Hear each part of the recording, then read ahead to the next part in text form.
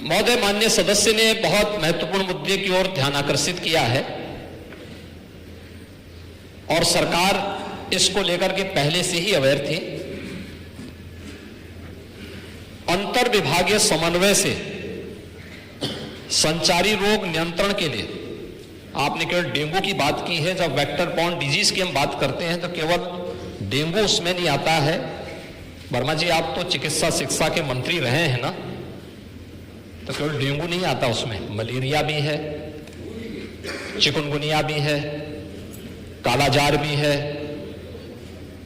इन सभी से संबंधित वेक्टर बॉर्न डिजीज हो या फिर वाटर बॉर्न जल जनित हो या फिर विषाणु जनित कोई भी बीमारी हो, इनके उपचार के लिए सरकार के स्तर पर एक समन्वित प्रयास किया गया है और उस समन्वित प्रयास को ही हम लोगों ने संचारी रोग नियंत्रण का एक विशेष अभियान वर्ष में 3 बार चलता है ये कार्यक्रम, जिसमें पहले 15 दिन संचारी रोग के लिए अवेयरनेस के साथ साथ अंतर विभागीय समन्वय से स्वास्थ्य विभाग नोडल विभाग होने के नाते सभी अन्य विभागों के साथ समन्वय के माध्यम से इन कार्यक्रमों को नियंत्रित करता है। समस्या केवल इस बात की नहीं कि हम समस्या के समाधान की ओर जाएं, समस्या केवल हर मुद्दे का राजनीतिकरण करके समाज में अव्यवस्था पैदा करना, लोगों में असंतोष पैदा करने का जो कुत्सित प्रयास किया जाता है, वो तो कोरोना कालखंड में भी लोगों ने देख लिया था, जब आप लोग बहका रहे थे लोगों को कि वैक्सीन मत लगाना, ये मोदी वैक्सीन है, और लोगों को गुमराह कर रहे थे। परिणाम क्या है? मोदी जी के शासनकाल में, उनके मार्गदर्शन में हमारे वैज्ञानिकों के द्वारा बनाई गई दोनों वैक्सीन दुनिया की सबसे प्रभावी वैक्सीन है। दुनिया के अंदर तमाम देशों में कोरोना महामारी के मामले बढ़ते हुए दिखाई दे रहे हैं। भारत में कोरोना कंट्रोल है और उत्तर प्रदेश में भी पूरी तरह नियंत्रण में है, कहीं कोई समस्या नहीं है।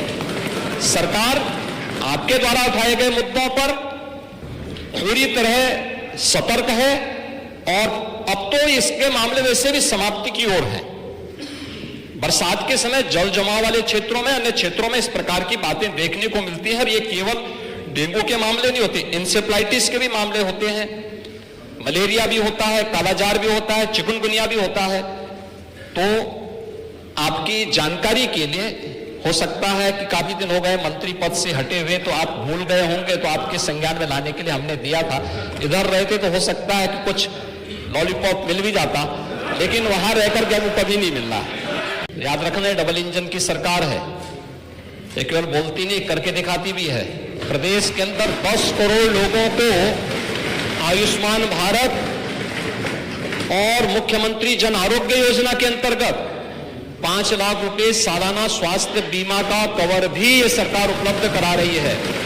और किसी भी पैनल्ड हॉस्पिटल में, वह सरकारी हो, सरकारी में सारी सुविधाएं फ्री में है, लेकिन किसी भी प्राइवेट हॉस्पिटल में जाता है तो वहां वे सुविधाएं मिल रही हैं। और ये पूरा सदन गवाह है कि हर माननीय सदस्य को इस सदन के द्वारा अपनी निधि से ही 25 लाख रुपए सालाना देने का अधिकार दिया गया है। और यही नहीं, मुख्यमंत्री राहत कोष से हम चेहरा देख करके पैसा नहीं देते हैं। कोई भी व्यक्ति जो भी आवेदन करता है, कोई भी पीड़ित हो, उसकी जाति, उसका मत, उसका मजहब नहीं देखा जाता है, बल्कि वो पीड़ित राज्य का नागरिक है। उसको प्रदेश में, देश में या दुनिया में जहां कहीं अच्छी स्वास्थ्य की सुविधा मिलती है, और सुविधा के लिए मुख्यमंत्री राहत कोष से भी हम पैसा देने में कोई कोताही, तमाम मान्य सदस्य विपक्ष में बैठे हुए हैं, हर व्यक्ति इस बात को कह सकता है। उनके प्रस्ताव आते हैं बिना किसी भेदभाव के, हमने उसके लिए भी धनराशि उपलब्ध कराई है। आयुष्मान भारत और मुख्यमंत्री जन आरोग्य योजना भी है। हम आभारी हैं आदरणीय प्रधानमंत्री जी के, जिन्होंने आयुष्मान भारत जैसी योजना दी, जिसमें हर गरीब से गरीब व्यक्ति भी आज अपना उपचार किसी भी अच्छे कॉर्पोरेट हॉस्पिटल में भी करा सकता है, और देश में भी करा सकता है, दुनिया में भी कहीं करा सकता है। हर वर्ष की सुविधा उसको मिली है।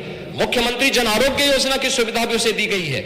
इसके अलावा माननीय विधायकों को भी 25 लाख रुपए तक खर्च करने का अधिकार दिया गया है। और इसके साथ ही मुख्यमंत्री राहत कोष भी उसके लिए उपलब्ध है। याद रखना, डबल इंजन की सरकार है, ये केवल बोलती नहीं करके दिखाती भी है। प्रदेश के अंदर 10 करोड़ लोगों को आयुष्मान भारत और मुख्यमंत्री जन आरोग्य योजना के अंतर्गत 5 लाख रुपए सालाना स्वास्थ्य बीमा का कवर भी ये सरकार उपलब्ध करा रही है।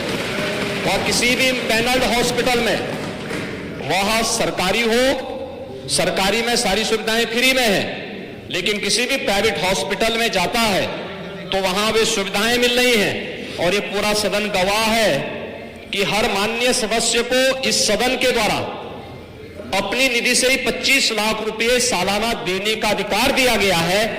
और यही नहीं, मुख्यमंत्री राहत कोष से हम चेहरा देख करके पैसा नहीं देते हैं।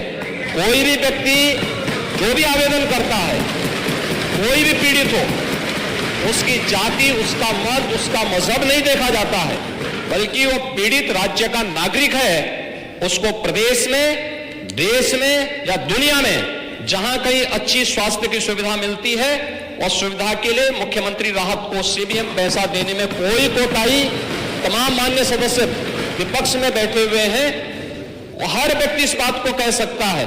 उनके प्रस्ताव आते हैं बिना किसी भेदभाव के, हमने उसके लिए भी धनराशि उपलब्ध कराई है। आयुष्मान भारत और मुख्यमंत्री जन आरोग्य योजना भी है। हम आभारी आदरणीय प्रधानमंत्री जी के, जिन्होंने आयुष्मान भारत जैसी योजना दी, जिसमें हर गरीब से गरीब व्यक्ति भी आज अपना उपचार किसी भी अच्छे कॉर्पोरेट हॉस्पिटल में भी करा सकता है, और देश में भी करा सकता है, दुनिया में भी कहीं करा सकता है। हर वर्ष की सुविधा उसको मिली है। मुख्यमंत्री जन आरोग्य योजना की सुविधा भी उसे दी गई है। इसके अलावा माननीय विधायकों को भी 25 लाख रुपए तक खर्च करने का अधिकार दिया गया है।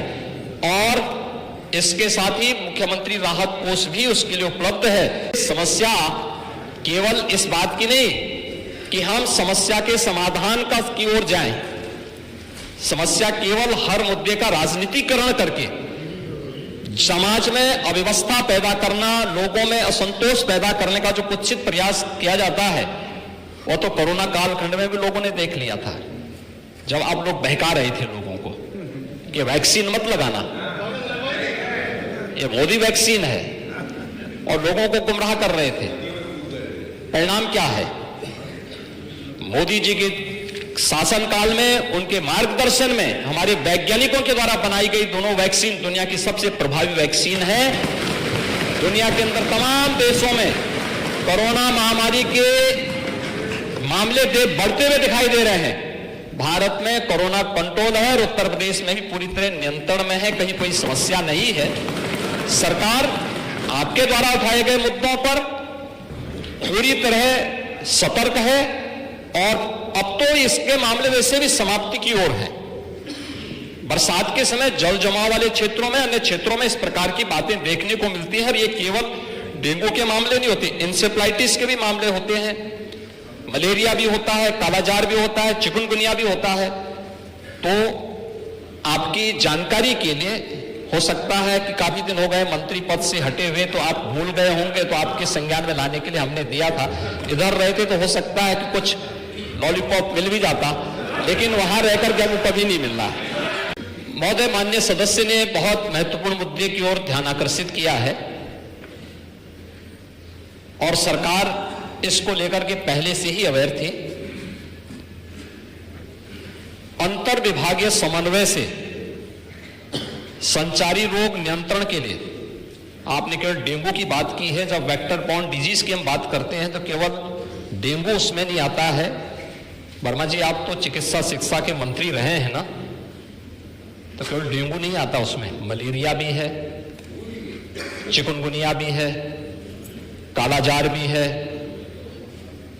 इन सभी से संबंधित वेक्टर बॉर्न डिजीज हो या फिर वाटर बॉर्न, जल जनित हो या फिर विषाणु जनित कोई भी बीमारी हो, इनके उपचार के लिए सरकार के स्तर पर एक समन्वित प्रयास किया गया है। और उस समन्वित प्रयास को ही हम लोगों ने संचारी रोग नियंत्रण का एक विशेष अभियान, वर्ष में 3 बार चलता है कार्यक्रम, जिसमें पहले 15 दिन संचारी रोग के लिए अवेयरनेस के साथ साथ अंतर विभागीय समन्वय से स्वास्थ्य विभाग नोडल विभाग होने के नाते सभी अन्य विभागों के साथ समन्वय के माध्यम से इन कार्यक्रमों को नियंत्रित करता है।